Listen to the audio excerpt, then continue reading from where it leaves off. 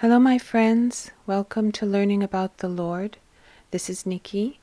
Today we will be reading from Maria Valtorta's Poem of the Man God, Volume 1, and we'll continue from where we left off in episode 55, where Jesus has returned to Nazareth. He's tired, he's disheartened, he's come to his mother for some succor, some sustenance of the spirit, and has slept, and now it's the next morning. The Virgin Mary is preparing breakfast very early, and Mary of Alphaeus, her neighbor, and the sister-in-law of Joseph, Mary's husband, and the mother of two of his apostles, comes over to help her prepare the food. And Jesus enters the kitchen very quietly, and he says, "May peace be on this day of yours." And the two women are startled to hear his voice. And his mother says, "Are you up already? I wanted you to sleep." "I watched you sleeping last night. I always did so when you were a baby. You always smiled in your sleep, and that smile of yours remained all day long in my heart like a pearl. But last night, son, you were not smiling. You kept sighing as one who is afflicted." Mary, who is sore at heart, stares at him. And Jesus answers, "I was tired, mother. The world is not like this house, where everything is honesty and love. You know who I am, and can thus understand what it is for me to be in touch with the world. It is like walking along a foul, muddy road. Even if a man is careful, he will get splashed with mud, and the stench will penetrate him, even if he endeavors not to breathe. And if he is a man who loves cleanliness and pure air, you can imagine how troublesome it is." "Yes, son," says Mary, "I understand, but it grieves me that you should suffer." And Jesus says, "Now I am with you and I do not suffer. There is only the memory, but it serves to increase the joy of being with you." And Jesus bends down to kiss his mother. Mary tells Jesus that Simon Peter arrives every week to bring her fresh fish that he has caught in the night, and that he will be coming that day.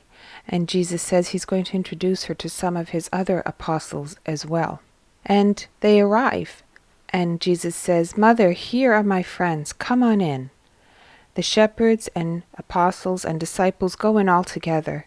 Jesus is holding by their shoulders the two shepherds, and he leads them towards his mother. "Here are two sons looking for a mother. Be their joy, woman." "You are welcome," says Mary. "You, Levi? You? I do not know, but according to your age, as he told me, you must be Joseph. That name is sweet and sacred in this house. Come, come. It is with joy that I say to you, my house welcomes you, and a mother embraces you in remembrance of the love you in your father had for my child." The shepherds seem spellbound. They are so enraptured. "Yes," she says, "I am Mary. You saw the happy mother. I am still the same. Also now I am happy seeing my son among faithful hearts." And Jesus introduces Simon Zealot, and she says to him, "You deserved the grace because you are good. I know, and may the grace of God be always with you."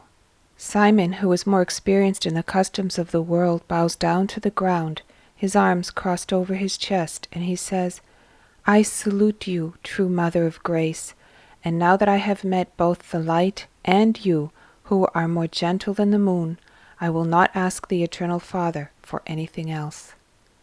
"And this is Judas of Kerioth," says Jesus, introducing Judas Iscariot. And Judas Iscariot says, "I have a mother, but my love for her fades away compared to the veneration I feel for you." "No," says Mary, "not for me, for him, my son. I am only because he is. I want nothing for myself. I only ask for him. I know how you honored my son in your town, but I say to you, let your heart be the place where he receives the highest honor from you. Then I will bless you with a motherly heart." And Judas Iscariot says, "My heart is under the heel of your son, a happy oppression. Only death will undo my loyalty." "And this is our John, mother," says Jesus. "I have not been worried ever since I knew you were with my Jesus," says Mary. I know you, and my mind is at peace when I know that you are with my son. I bless you, my peace." And she gives him a kiss. Then Peter's harsh voice is heard from outside. "Here is poor Simon Peter bringing his greetings," and he comes in and is dumbfounded. He then throws onto the floor the round basket which was hanging from his shoulder, and he throws himself on his knees, saying, "Ah, eternal Lord, no, you should not have done that to me, Master. You were here, and you did not let poor Simon Peter know. May God bless you, Master. How happy I am. I could not bear to be without you any longer." And he caresses Jesus' hand without listening to him, who keeps repeating, "Get up, Simon. Will you get up?" "Yes, I will get up, but hey, you boy," Peter says to John. "At least you could have come to tell me. Now run, quick, go to Capernaum and tell the others, and Judah's household first of all. Your son is about to arrive, woman," he says to Mary of Alphaeus. "Be quick. Just imagine that you are a hare chased by dogs," he tells John. John leaves laughing. Peter has got up at last. He is still holding Jesus' thin hand in his short, thick-set ones, marked by swollen veins, and he kisses it without letting it go, although he appears to be anxious to hand over the fish, which is in the basket on the floor. "Oh, no, I don't want you to go away again without me. Never again, never again, such a long time without seeing you. I will follow you as a shadow follows a body, and the rope follows the anchor. Where have you been, Master? I kept wondering, oh, where will he be? What will he be doing? And will that boy John be able to look after him? Will he make sure that Jesus does not get too tired, that he is not left without food? I know you. You have lost weight. Yes, you have. He did not take proper care of you. I will tell him that. But where have you been, Master? You are not telling me anything." And Jesus says, "I am waiting for you to give me a chance to say one word." "It's true," says Peter, "but oh, to see you is like having a new wine. It goes to your head just with its smell. Oh, my Jesus." Peter is almost in tears out of joy. "I also missed you," says Jesus. "I missed you all, although I was with dear friends. Here, Peter, these two men have loved me since I was a newborn baby." And he introduces Peter to the shepherds. "Even more they have suffered because of me. Here is a son who lost his father and a mother on account of me. But now he has so many brothers in you all, has he not?" "Of course, Master," says Peter. "If by chance the devil should love you, I would love him because he loves you. I see that you are poor too, so we are all equal," he says to the disciples, the shepherds. "Come here that I may kiss you. I am a fisherman, but my heart is more tender than a dove's, and it is sincere. Don't pay attention if I am rough. I am hard outside. Inside I am all butter and honey, but with good people, yes, because with evil ones." "And this is the new disciple," says Jesus. "I think I have already met him," says Simon Peter. "Yes," says Jesus, "he is Judas of Kerioth, and your Jesus was made welcome in that town because of him. I ask you to love each other, even if you are from different regions. You are all brothers in the Lord." "And I will treat him as such," says Peter, "if he will be such." "Ah, yes." Peter stares at Judas, a frank, warning glance. "Yes, I may as well say so that you will understand me at once and properly. I will tell you, I do not think much of Judeans in general, and of the citizens of Jerusalem in particular. But I am honest, and upon my honesty I can assure you that I will put aside all the ideas I have of you, and that I want to see in you only a brother disciple. It is up to you now not to make me change my mind and my decision." And Simon Zealot says, "Have you such preconceived ideas, Simon Peter, also with regard to me?" And Peter says, "Oh, I had not seen you. With regard to you, oh no, honesty is painted on your face. Goodness comes from your heart, like sweet-smelling oil from a porous vase. And you are an elderly man, which is not always a merit. Sometimes the older one gets, the more false and worse one becomes. But you are one of those who behave like vintage wines. The older they get, the better and purer they become." And Jesus says, "You have judged correctly, Peter. Now come. While the women are working for us, let us stop under the cool bower. How lovely it is to be with friends again. We will then go all together through Galilee and farther. Well, not all. Now that Levi is satisfied, he will go back to Elias to tell him that Mary sends him her greetings. Is that all right, Mother?" And Mary says, "I bless him as well as Isaac and the others. My son has promised to take me along with him, and I will come to you, the first friends of my child." So we see a little bit here of Peter's character, how he's very forthright, very direct. His love for Jesus is pure and true and faithful and strong. And his assessment of those who are around Jesus is very accurate. He's a little bit judgmental of Judas Iscariot, but he tells him, "Look, I put aside my preconceived judgments of your type of people, and I will see you only as you are, as your character shows yourself to be. And unless you prove me wrong, I will try to think the best of you." And he assesses each of them, and he's pretty accurate in his assessment. His honesty and his intuition tells him what these people are really like at heart. So now we will continue. Jesus is in Nazareth at his house, and he is with Peter, Andrew, John, James, Philip, Thomas, Bartholomew, Judas Thaddeus, his cousin, Simon, and Judas Iscariot. And James is also his cousin. And he's also with the shepherd Joseph. And they stop in the neighborhood under the thick olive trees, and Jesus begins to speak. He says, "Come around me. During these months of presence and absence, I have weighed you up and studied you. I have known you, and I have known the world with the experience of a man.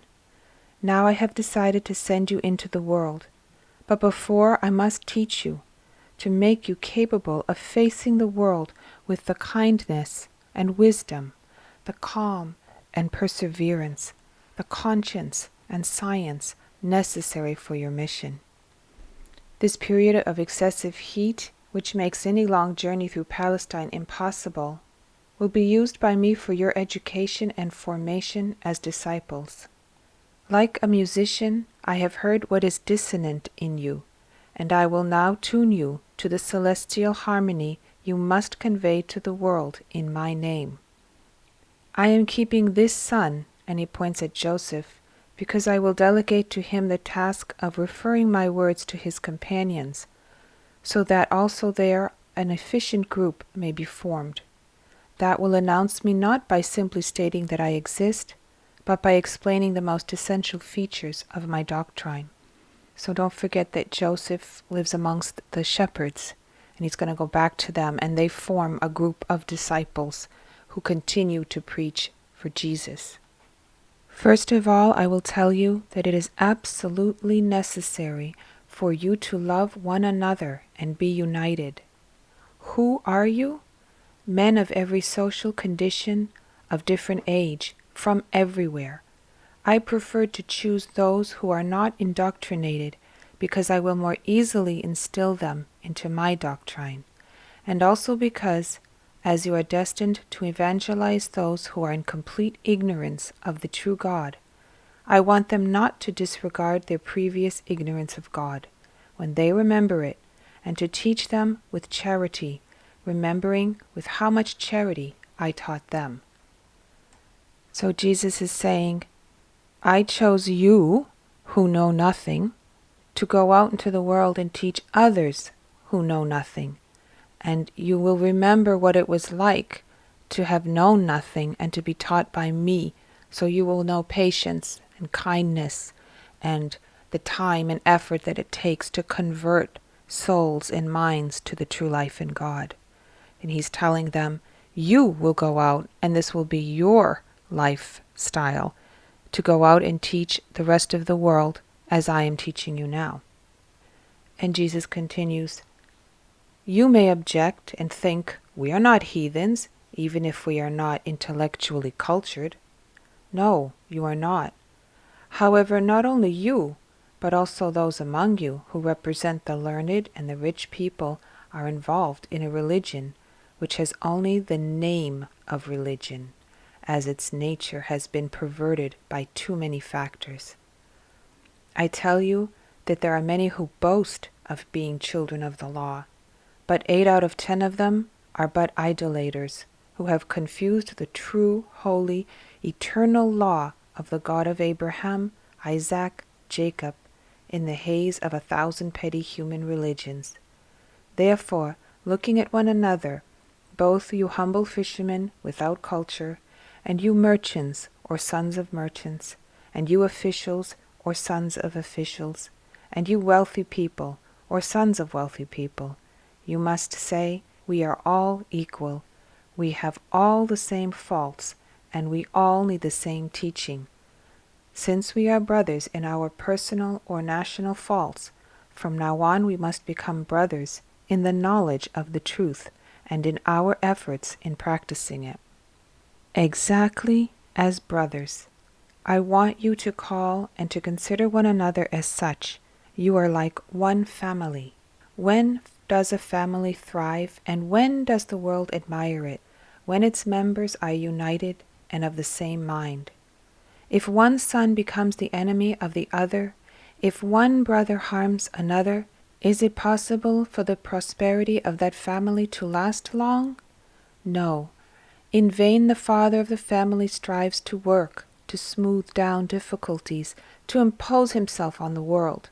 His efforts are not successful, because the wealth of the family falls to pieces, their difficulties increase, the world laughs at their perpetual quarrels, by which hearts and possessions, which united were powerful against the world, but are now broken into small knots of tiny opposite interests, and the enemies of the family take more and more advantage of them to hasten their ruin. You must never be like that. Be united. Love one another. You must love one another to help one another. So Jesus is talking about the importance of the apostles and disciples in being completely of the same mind, of the same religion, of the same doctrine, of the same methods. He does not want internal strife, because he says it will break apart the new family, the Christian family, the Christianization of the world. He needs it to be united and at peace with each other and helpful to each other, and in seeing each other as all equal, all the same, except of course they will all be under the guidance of Peter. Look, says Jesus, also what surrounds us teaches us this great strength of unity. Look at this army of ants running all to the same place. Let us follow them. We will discover the reason of their sensible rushing to one spot. Here it is. This little sister of theirs has discovered a great treasure under this large wild chicory leaf. It is a breadcrumb. How could she trail to the hole by herself this treasure, which is 1,000 times her size? She has called a sister and said to her, Look, go quickly, and tell our sisters that there is food here for the whole tribe, and for many days. Go before a bird discovers this treasure, and calls his mates, and they devour it. And the little ant ran until she reached the ant-hill, and she said, Come, one of us is calling you. She found enough for us all, but she cannot bring it here by herself. Come. And all the ants ran, also the ones who had already been tired because of a hard day's work. 1, 10, 100, 1,000, look! They grasp the crumb with their jaws. They lift it, supporting it with their bodies, and they trail it, pushing their tiny feet on the ground. This one has fallen. That one there is almost crippled. And this one is stopping, exhausted, but having caught her breath, she is starting again. Oh, how united they are! Look, now the breadcrumb has been completely embraced by them, and it is moving very slowly, but it is moving. Let us follow it a little more. Little sisters, still a little more, and your efforts will be rewarded. They are exhausted, but they do not give up. They rest and start again. Now they are reaching the ant nest. And now, look, they work to break the big crumb into little bits. Look how they work. Some cut bits off, some carry them away. Now it is all finished. Now it is all safely stored, and they happily disappear into the crevices, down along the tunnels. They are ants, nothing but ants, and yet they are strong because they are united. Meditate on that. So I thank you for joining me for today's lesson. We saw how the Lord brought together more people, more disciples, more apostles, and how He gently teaches them, and also how He asks them all to accept each other, to work together, to be united, and to go out into the world eventually and carry His message of Christianization, of Christianity, out into the world, not only by their words, but by their deeds. I bless you. I ask God to bless you. Go with God.